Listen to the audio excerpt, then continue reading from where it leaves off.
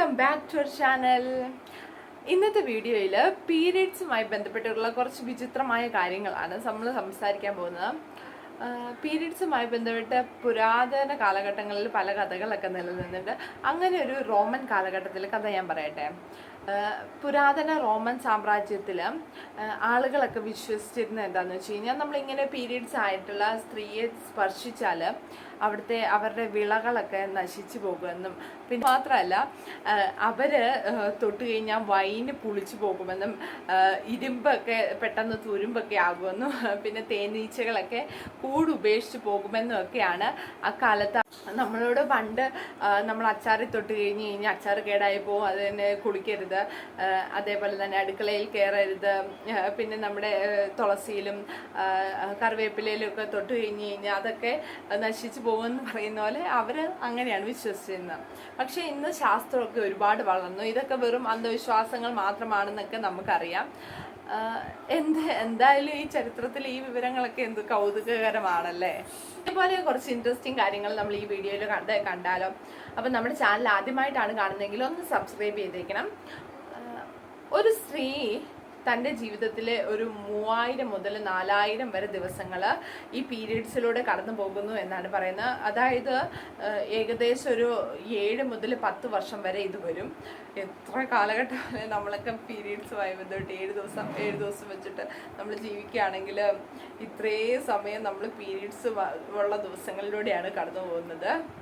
പിന്നെ അടുത്തതെന്ന് വെച്ച് കഴിഞ്ഞാൽ ഈ തണുപ്പ് കാലമൊക്കെ ആകുമ്പോഴത്തേക്കും നമ്മുടെ പീരീഡ്സ് ക്രാമ്പ് അല്ലെങ്കിൽ ഈ പീരീഡ്സിൻ്റെ വേദന കൂടാനും, പിന്നെ ആ സമയത്ത് ബ്ലഡ് ഫ്ലോ ഒക്കെ സാധാരണയെക്കാളും കൂടുതൽ ദിവസങ്ങൾ നീണ്ടു നിൽക്കാനും ഒക്കെ സാധ്യതയുണ്ട്.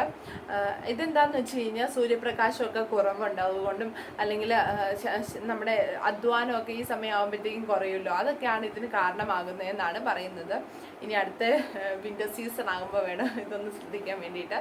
അപ്പം നിങ്ങൾ ആരെങ്കിലും വിൻ്ററിലാണെങ്കിൽ, ഇപ്പം ഇനി പുറത്തൊക്കെ താമസിക്കുന്നവരാണെങ്കിൽ അവർക്ക് വിൻ്റർ ആണെങ്കിൽ നിങ്ങൾക്ക് ഇങ്ങനെയാണോ അനുഭവപ്പെടുന്നതെന്നൊന്ന് കമൻറ്റ് ചെയ്തേക്കണം. പിന്നെ നമ്മൾ വിചാരിച്ചു വെച്ചിരിക്കുന്ന ഒരു കാര്യമാണ്, പീരീഡ് സമയത്ത് ഒരുപാട് രക്തം നഷ്ടപ്പെട്ടു പോവുകയാണ്.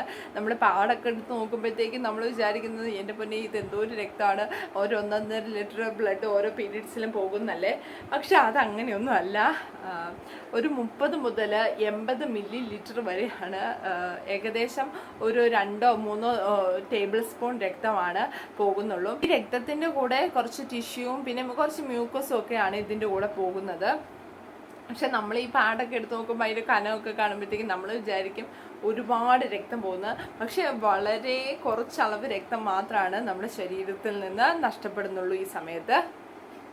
അടുത്തൊരു ഇൻട്രസ്റ്റിംഗ് ആയിട്ടുള്ളൊരു ഇതാണ്, നമ്മുടെ പീരീഡ്സിൻ്റെ സമയത്ത് നമ്മുടെ ശബ്ദത്തിൽ വ്യത്യാസം വരുന്നത്. ഈ ഹോർമോണിൻ്റെ ഒക്കെ വ്യത്യാസം കാരണമൊക്കെ നമ്മുടെ സ്ത്രീകളുടെ ശബ്ദത്തിൽ ഒരുപാട് സ്വാധീനിക്കുന്നുണ്ട്. അപ്പം ചെറിയൊരു ശബ്ദത്തിൽ വ്യത്യാസം വരുമെന്നാണ് പറയുന്നത്. ഇത് കറക്റ്റാണോ എന്ന് എനിക്കറിയത്തില്ല. എനിക്കങ്ങനെ വലിയ വ്യത്യാസമൊന്നും തോന്നിയിട്ടില്ല. നിങ്ങൾക്ക് ആർക്കെങ്കിലും വ്യത്യാസം തോന്നിയിട്ടുണ്ടെങ്കിൽ കമൻറ്റ് ചെയ്യാൻ മറക്കരുത്. പിന്നെ അടുത്തൊരു കാര്യം എന്ന് പറയുന്ന പോലെ, നമ്മളിപ്പോൾ സ്ത്രീകൾക്കൊക്കെ പീരീഡ്സ് ആവുമെന്ന് പറയുമ്പോഴത്തേക്കും നിനക്ക് മാത്രമേ ഇത്ര പീരീഡ്സ് ഉള്ളോ, അപ്പോൾ നിങ്ങൾക്ക് മാത്രം മൂഡ് ചേഞ്ചസ് ഒക്കെ ഉള്ളോ, ഞങ്ങൾക്കും ഒക്കെ ഉണ്ട് എന്ന് പറയുന്നത് ശരിയാണ്. പുരുഷന്മാർക്കും ഈ രക്തം പോകുന്നില്ലെങ്കിലും അവർക്കും ഈ ഹോർമോൺ വ്യതിയാനങ്ങൾ കാരണം പ്രീ മെൻസ്ട്രൽ സിൻഡ്രോം പോലെ അവർക്കും ഉണ്ടാവാറുണ്ട്. അതിനെ നമ്മൾ IMS എന്നാണ് പറയുന്നത്, ഇറിറ്റബിൾ മെയിൽ സിൻഡ്രോം എന്ന് പറയുന്നുണ്ട്. അപ്പം ഈ സമയത്ത് എന്താണ്, ദേഷ്യം വരാം, മൂഡ് സ്വിങ്സ് വരാം, അങ്ങനെയുള്ള മാറ്റങ്ങൾ പുരുഷന്മാർക്കും ഉണ്ടാവുന്നുണ്ട്. അപ്പോൾ പുരുഷന്മാരെല്ലാവരും സന്തോഷവും, നിങ്ങൾക്കും എന്താണ് പീരീഡ്സ് പോലെ തന്നെ മൂഡ് സ്വിങ്സും എല്ലാം ഉണ്ടാവാറുണ്ട്. പിന്നെ അടുത്തൊരു ഇൻട്രസ്റ്റിംഗ് കാര്യം എന്ന് പറയുന്നത്, നമ്മൾ മനുഷ്യർക്ക് മാത്രമല്ല മൃഗങ്ങൾക്കും ഈ ആർത്തവമുണ്ട്. ചില കുരങ്ങുകൾ, ചിമ്പാൻസി, ചിലതരം വവ്വാലുകൾ, എലിവർഗത്തിൽപ്പെട്ട എലിഫന്റ് ഷ്രൂ എന്ന് പറയുന്ന അവയ്ക്കൊക്കെ ആർത്തവ സൈക്കിളുണ്ട്, അല്ലെങ്കിൽ പീരീഡ് സൈക്കിളൊക്കെ ഉണ്ട്. പിന്നെ അടുത്തൊരു കാര്യം എന്താണെന്ന് വെച്ച് കഴിഞ്ഞാൽ നമ്മളെല്ലാം വിചാരിച്ചുകൊണ്ടിരിക്കുന്ന പീരീഡ് സമയത്ത് പ്രഗ്നൻ്റ് ആവില്ല എന്ന് അല്ലേ, പക്ഷെ അതൊരു തെറ്റായ ധാരണയാണ്. ഇപ്പോൾ ചെറിയ ആർത്തവ ചക്രമൊക്കെ ഉള്ളവർക്ക് ഈ സമയത്ത് ഇൻ്റർകോഴ്സിൽ ഏർപ്പെട്ട് കഴിഞ്ഞ് കഴിഞ്ഞാൽ പ്രഗ്നൻ്റ് ആവാനുള്ള സാധ്യതയുണ്ട്.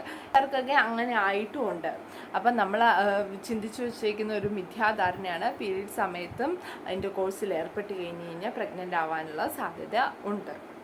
അടുത്തൊരു കാര്യം എന്താണെന്ന് വെച്ച് കഴിഞ്ഞ് കഴിഞ്ഞാൽ ഈ സമയത്ത് നമ്മുടെ വേർപ്പിൻ്റെ സ്മെല്ലൊക്കെ മാറും എന്നാണ് പറയുന്നത്. അപ്പോൾ ശരീരത്തിൽ വിവിധ തരത്തിലുള്ള ഹോർമോണുകളിലെ ചേഞ്ചസ് വരുന്ന കാരണം ഈ സമയത്ത് ഈ നമ്മുടെ ബോഡിയിലെ ഗന്ധത്തിന് ഒരു വ്യത്യാസം വരാനുള്ള സാധ്യതയുണ്ട്. ഒരു ബാഡായിട്ടുള്ള സ്മെല്ലാണ് ആ സമയം. അടുത്തൊരു കാര്യം എന്താണെന്ന് വെച്ച് കഴിഞ്ഞാൽ അടുത്തൊരു കാര്യം എന്താണെന്ന് വെച്ച് കഴിഞ്ഞാൽ ഈ പീരീഡ് സമയത്ത് ചില പെൺകുട്ടികൾക്ക് അല്ലെങ്കിൽ ചില സ്ത്രീകൾക്ക് ഭയങ്കര കഠിനമായ വേദനകൾ അനുഭവിക്കുന്നുണ്ട്.